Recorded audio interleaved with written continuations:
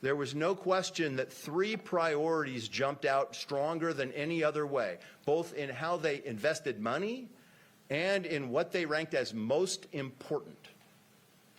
And it will come as no surprise to anybody on this dais that the top priority is something we all know, and that is public safety.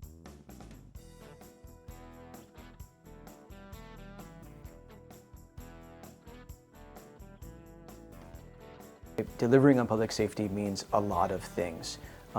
Yes, police response, but it also makes sure we have the right response, making sure we have mental health responders when there doesn't need to be someone with a badge or a gun who can respond maybe in a more timely way to an incident and get the problem resolved, or get someone who's in crisis to the right resource.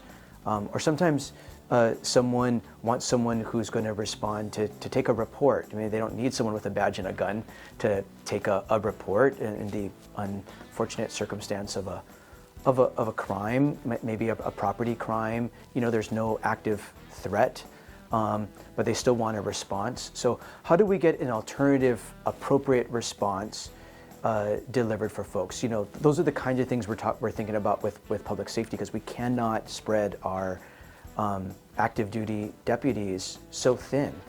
We got to provide the right response for the right situation.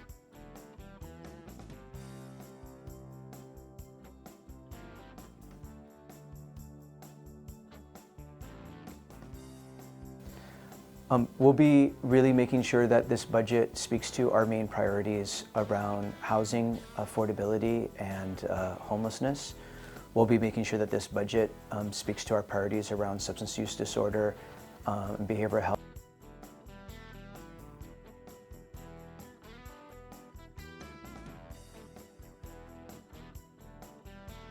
The Community Development Committee is going to be looking really seriously at a few things during the budget process this year.